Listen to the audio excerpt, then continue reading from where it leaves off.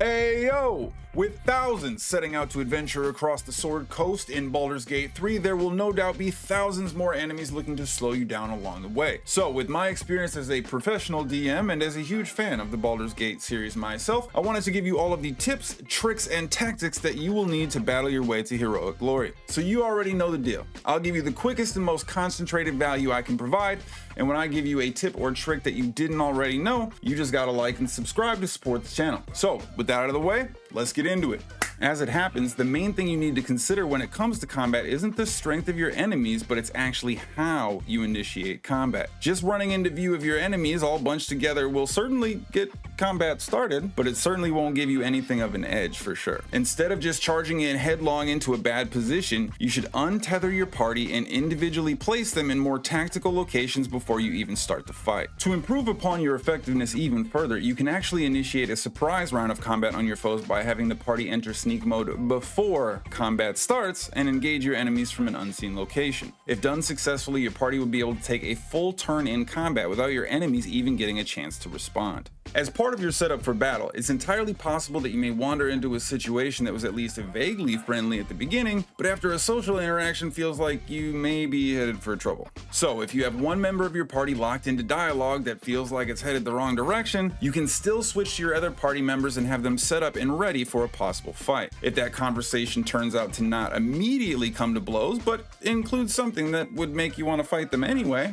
well, you can launch an attack on an engaged NPC to gain that same quick surprise by launching your attack before the conversation is finished. Similar to trying to hide right in front of an enemy once combat has started, there's actually a chance that a hidden attack won't even pull you into the initiative order if you remain unseen. That means while all of the monsters you're fighting are patiently waiting for their turn to attack your allies, you can freely take as many attacks as you want as long as you remain unseen. To give you the best chance possible, you'll want to be far away, elevated, and cloaked in as much shadow as you can find to ensure that you get the best chance possible to avoid detection. If you're able to pull this off, it is both an awesome and hilarious experience. But back in the real world, where not everyone is a rogue with a plus 16 to their stealth, how do you make the most of whatever surprise round you might get? Well, one of the first things you should do is make sure that your party, or at least most of it, owns the high ground. Not only does this provide you with an additional boost to your 2 hit chance with ranged attacks, but it also provides a penalty to any enemies shooting back up at you. So much like any other tactical oriented shooter out there, high ground is king, and dominating from above provides a huge advantage on your path to victory. Beyond that, do keep in mind that you can actually deal direct damage to ladders as well to prevent enemies from following you up, which gives you complete dominance up top.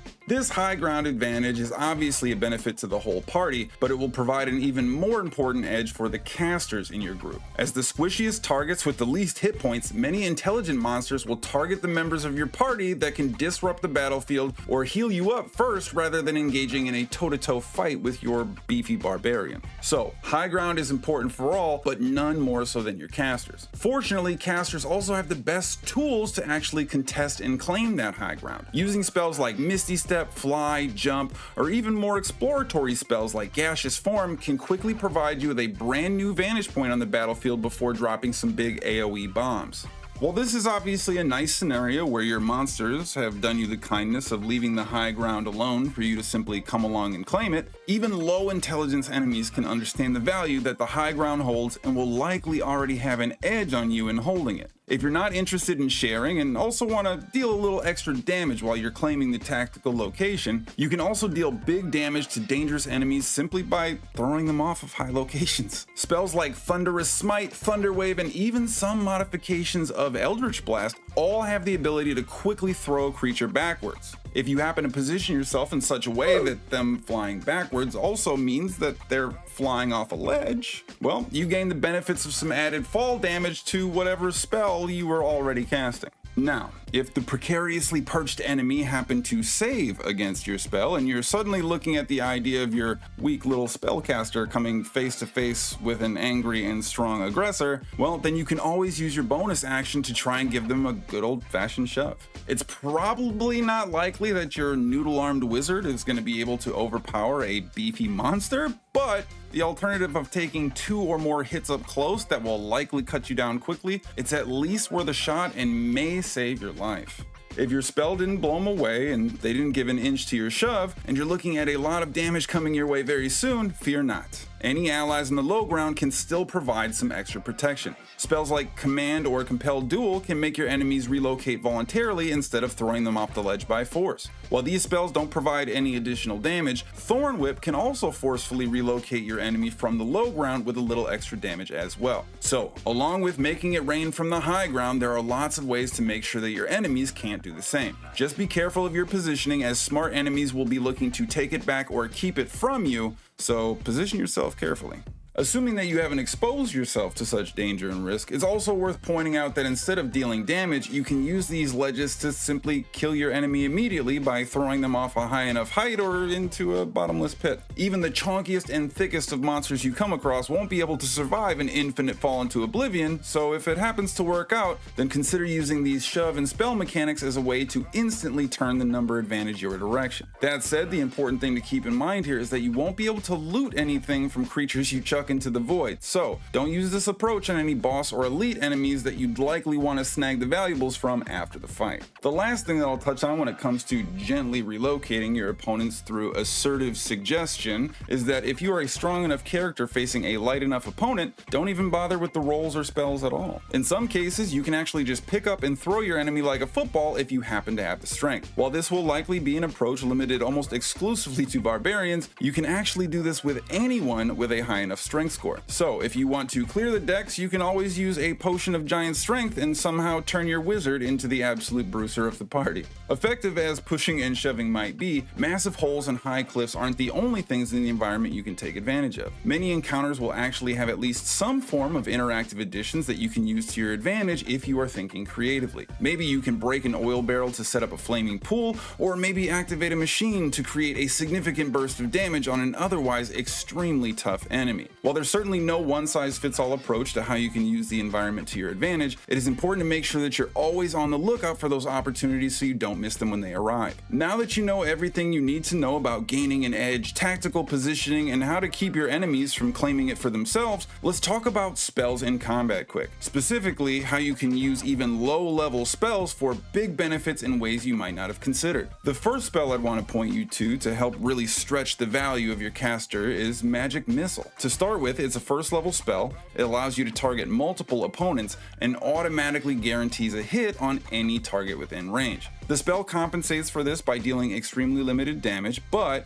if you have multiple targets that only have a small handful of hit points remaining, that means even one low-level spell can have a ton of benefit. No longer do you have to dedicate an entire party member's turn to cleaning up an enemy that's already on death's door. Beyond the ability it has to clean up a fight, it's also really good at creating combo attacks. You can use one missile to target a container of something flammable on the ground, another to target a source of fire above, and a third to create an obstruction in front of the enemy. With just one spell, you've created a burning pool around your enemy that they have to spend extra movement to get around, and you've only used one spell to do it. Also, did I mention it automatically guarantees a hit? Easy S tier spell. We've already largely covered how effective it is to be able to move your opponent by force, but these spells have a less obvious benefit as well. If you happen to move out of your enemy's range of attack while they're up and ready to fight, they get to take a free swing at you if you try and run away to create space. So to make a clean escape and make yourself much harder to pin down, adding any spell that alters your ability to move quick, safe, or reposition is hugely beneficial. So while they might not have the flash or excitement of big damage spells, don't overlook spells like Misty Step, Expeditious Retreat, or Long Strider when choosing spells for combat.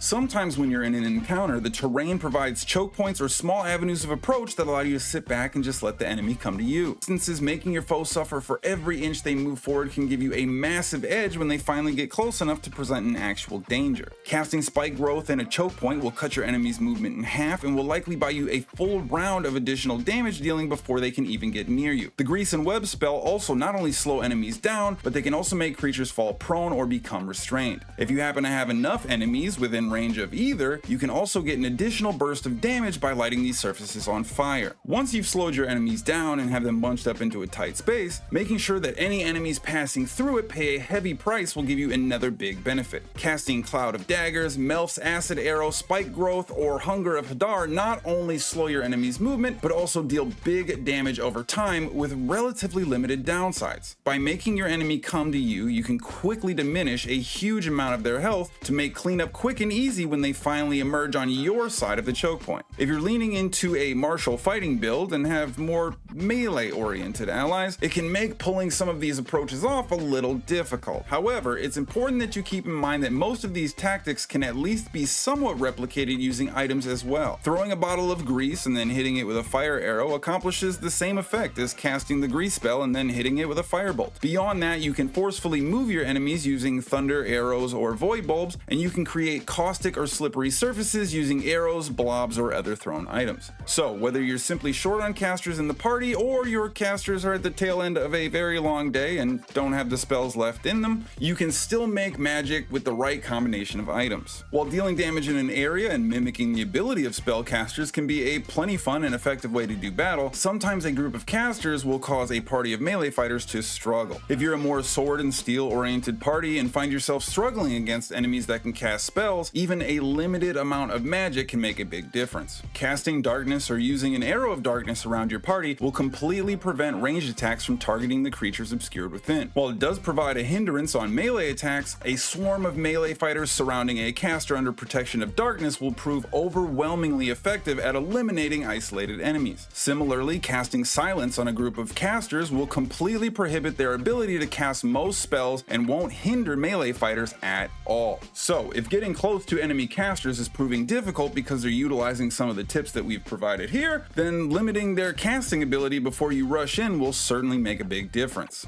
Thus far, we've talked about how the use of spells can have a drastic impact on your enemies, their positioning, and how to best rain damage down on top of them. But having a central figure to draw them in and maintain enemy aggro is a crucial component of this approach. As it turns out though, Shadowheart actually has a lot more potential in this role than many people seem to realize. With a starting base armor class of 16, she is nearly one of the toughest party members to hit early on in the game. Add to this her shield proficiency, healing spells, and high damage potential from the front lines makes her a solid lock to any team. Now, when you add spells like Blade Ward, Mirror Image, and Shield of Faith, with just a little help from your party, you can have a frontline melee healer with an AC of 28, a solid number of hit points, and resistance to melee attacks for multiple rounds in a row. Even if you end up using someone other than Shadowheart for this specific role, make sure you have a solid frontline ally that is tough to hit and protected with the right spells. With some of the standout spells covered, let's quick touch on the spells that heal your party during combat. Right now, there are only 10 spells that allow you to restore hit points to a conscious ally. Of those 10, 2 of them can't be used in combat, 2 carry separate but altogether notable risks and downsides, and 2 require you to be right next to the target creature. The remaining 4 spells represent 2 actions and 2 bonus actions, with the action spells providing the additional benefit of temporary hit points and the bonus actions providing the benefit of range and safety. That said, they are all rather resource intensive for the benefits that are basically the same as a standard healing potion. With that in mind, I would recommend making sure you're being extremely selective when using healing spells on a low health ally. If they have 6 hit points and you heal them for 7 more, it really doesn't mean much if they take 15 points of damage from an enemy immediately thereafter. The only impact you have there is wasting your action, wasting a spell slot, and setting your party further behind in the fight. In the event that an ally does go down in combat, they'll enter an unconscious state where they have to make death saving throws each turn. After 3 successes, they'll stabilize and can be helped up to their feet with an action, or following 3 fails, the character is dead.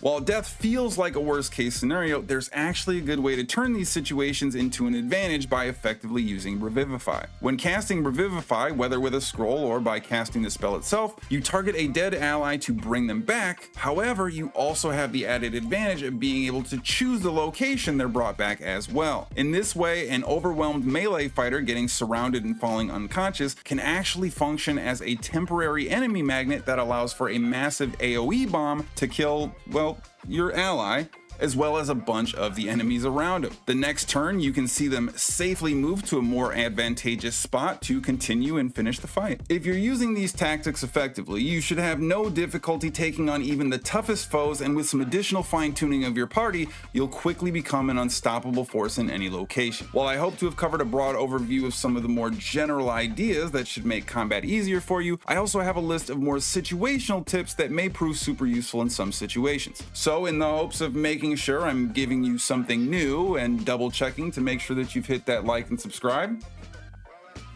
let's pick up the pace a bit as I rattle off a few quick tips before we go. Lots of spells give you the ability to choose a specific type of damage you want to apply. If you're unsure of what kind of damage might be the most effective, just select the enemy in question and examine it to reveal all of its strengths, weaknesses, and how you can achieve victory in the most efficient way possible. If your enemy is proving difficult to hit and a closer examination doesn't immediately reveal any major weaknesses, consider adding a little acid to the mix to make things easier. While acid generally isn't the prime go-to when it comes to damage, it does reduce the creature's armor class, which will make them much easier to hit for the rest of the party. The acid effect will also linger for a number of turns, which means that even if they leave the affected area, they'll still be weakened and vulnerable for a short time after. If you find an enemy that hits one or more of your allies with a cloud of poison that is ticking their health at the beginning of each turn, you can hit it with a quick fire spell to burn it away immediately. While your allies will take fire damage as a result, this burn damage is almost always much less than the poison it replaces, and you can even cast a spell or throw an object that douses the flames to have them take no damage at the start of their next turn instead. When casting a powerful spell that deals a ton of damage in an area, make sure you're taking the time to accurately place the center of your spell at the most effective point. Targeting a single enemy in a wide radius might get a couple extra enemies in, but dialing in on where you're placing the center of the effect might mean a massive boost to the total number of enemies hit and the overall damage it deals. Guiding Bolt is known for dealing solid damage to a single target from rather significant distance, but it also has the added benefit of providing advantage to the next attack against the same target. This guaranteed advantage is a great pairing to enable the rogue sneak attack or provide better odds if you're planning on dropping a big spell or ability next turn. So if you're going to hit a target with a guiding bolt, make sure you're using the increased hit chance on a spell that's worth it, and maybe trying to find a different target for a small offhand stab or simple arrow. In the very beginning of the game, your initial party's main goal is to escape the crashing nautiloid so you can begin your adventure. In what serves as a loose tutorial and introduction level to the game before starting your adventure, you're expected to sprint past a Cambion and Mind Flayer, duking it out as part of your big escape. While escaping isn't particularly difficult, there's actually a hugely rewarding challenge here many don't know about. If instead of running away you choose to fight alongside the Mind Flayer, there's actually a chance of bringing this Cambion down. If you can also manage to loot his body before triggering your escape, you'll be rewarded with the Everburn Blade. While you may end up replacing it at some point, for many this sword is so powerful that you may end up using it all the way through the game. It's a tough fight, but if you let the Mind Flayer do most of the work, position one party member right next to the exit trigger, and get a few lucky rolls, one of the most powerful swords in the game can be yours right at the beginning. While using spells to heal your allies effectively is often difficult to accomplish at the cost of the spell slot itself and the action used to cast it, druids actually have the potential to gain a huge burst of healing that has way more utility than any spell. By using their wild shape feature, druids actually pack on the hit points of whatever creature they change into, which means if you change into a bear, for example, you could gain an additional 60 hit points on top of your starting health. Because of this massive hidden pool of damage absorption, druids actually serve as a pretty effective frontline tank if you need them to. So depending on your approach, it's worth thinking of these wild shapes as healing spells and not just giving you access to a different set of attacks. While I discussed some of the cool utility that Mage Hand provides in the video on Baldur's Gate tips for exploration, Mage Hand also provides some very beneficial aspects in combat as well. Firstly, it gives you one more ally in the fight to add a small amount of additional damage, but more importantly, it can get close to enemies to provide the threatened status, which quickly and easily enables the sneak attack for your rogues. Beyond that, it can also use the shove action, and in a pinch, we've already talked about how hugely beneficial a lucky shove can be. When it comes to spells, it's also important to keep in mind whether or not it requires concentration. You're only able to hold concentration on one spell at a time, and anytime you take damage, you make a roll to determine if you can maintain concentration on that spell. So, as a general blanket second statement, if you're going to cast a concentration spell, big or small, make sure that you're not already concentrating on a different one, you're in a position where you're safe and out of the way, and the initiative order allows for that spell to provide at least some functionality even if you're going to lose it quickly. In some situations, initiative will include creatures that are in the area that are engaged in combat but not necessarily hostile to you and your allies. While your enemies are included in the initiative order with red outlines, yellow enemies are simply neutral additions that are fighting in the same space. So unless you have a bone to pick with anything showing up as neutral, it's usually a good idea to leave them alone and take their help if it's being offered. While we've already covered how some thrown objects can change the battlefield, damage enemies, and provide aid to your allies with additional benefits, there's already proven to be a ton of items that either have secret functions or uncommon functions that drastically change the way combat goes. Maybe you summon a swarm of spiders, call on a band of ogres, or even add your own zombie friend to the fight. Whatever on-demand allies you prefer to deal with, make sure they're on hand for any big fights so that being outnumbered isn't your biggest concern. Of the game's many mappable buttons and systematic functions that you can change or modify in the menu, one of the more peculiar ones is the Karmic dice feature listed within the gameplay settings. Ultimately, this function makes it so that you never get too many bad rolls in a row, and any random bad luck you suffer from is balanced out with some fudging of the dice to give you better odds. While it may seem like a no-brainer to turn this on, I would just want to caution you in doing so, as this function also works for the enemies as well. So instead of your enemy missing consistently because you've invested tons of resources towards your defense, you'll find that the enemies you face tend to hit a little more often than they probably should. When combined with the fact that your party will oftentimes be outnumbered, sometimes significantly so, this setting actually results in more damage coming through, even if you happen to be hitting more often. So just be cautious on when or even if you want to turn this setting on. And the last thing I want to mention is the one I often mention as a tip in regular tabletop D&D. No matter how good the odds are, no matter how prepared you are, and no matter how many advantages you've given yourself in a fight, some days the dice simply won't be on your side. If you find that all hope seems lost, you can always try and run away to fight another day. While it might be frustrating to let go of what you thought was a really good start, any enemies you kill remain dead after you've made good your escape, which just means that after you've regathered your strength and modified your approach, your odds for success increase even more. So don't feel like you have to go down with the ship if the opportunity to escape presents itself. And with that, I think you've graduated from complete noob to at least combat novice and are ready to take on the world. If you found this video beneficial, please make sure to leave a like and subscribe, comment with any subject areas you want to see covered in future videos, and until I see you next time, party on.